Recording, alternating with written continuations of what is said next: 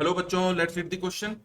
Question says two smooth balls A and B each of mass m and radius r have their centers at 0 0 r and at 5 r comma minus r comma r respectively in a coordinate system as shown. Ball A moving along positive x-axis collides with ball B just before the collision. Speed of ball A is 4 meter per second and ball B is stationary. The collision between the balls is elastic.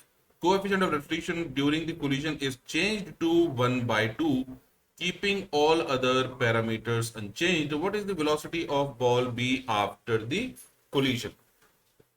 तो problem को solve करने के लिए हम बनाते हैं अपना diagram, जिसमें ये है बॉल ए और ये है ball B. C control B, ball B. और ये है बॉल ए का सेंटर, ये है बॉल बी का सेंटर। तो ये हो गया हमारा लाइन ऑफ इम्पैक्ट और ये है line of motion. Let's say question के अकॉर्डिंग हमें मालूम है ये दूरियां कुछ ऐसे हैं। ये है आर, ये है 2r, तो ये एंगल हो गया थीटा। तो साइन थीटा की वैल्यू आ जाएगी परपेंडिकुलर अपॉन हाइपोटेन्यूज। तो इसका मतलब थीटा हो गया 30 डिग्री। ना क्वेश्चन के अकॉर्डिंग हमें कोएफिशिएंट ऑफ रेस्टिट्यूशन दे रखा है 1/2, यानी 1/2। इसका मतलब अगर स्ट्राइकिंग के बाद बॉल ए की वेलोसिटी हो जाती है वी ए और बी की वेलोसिटी हो जाती है वी बी, तो हम बोलेंगे 1/2 is equal to velocity of separation, that is V B minus we A divided by velocity of approach along this line. यानी पहले वेलोसिटी इसकी थी लेट्स से u, तो इस डायरेक्शन में हो जाएगा u cos थीटा, तो ये होगा u cos थीटा यानी cos 30 डिग्री। इसका मतलब हमारा v B minus we a आएगा is equal to √3/4 into u. This is our first expression.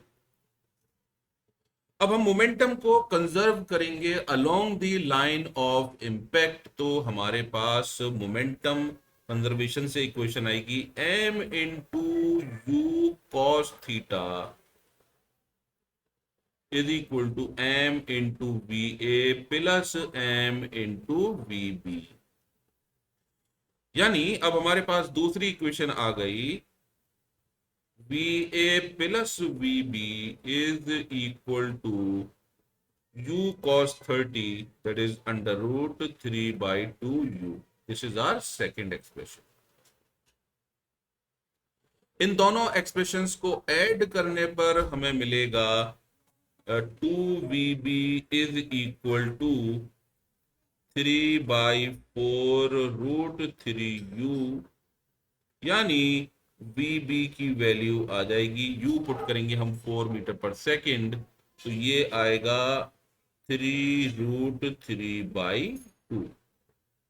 चूंकि ये एंगल थीटा है तो हम वेक्टर में इसको रिजॉल्व करके लिख सकते हैं velocity of B is equal to 3√3/2 cos 30 degree. So it's cos 30 degree I cap minus 3√3/2 sin 30 degree J cap, जिसको सॉल्व करने पर मिलेगा cos 30 is √3/2।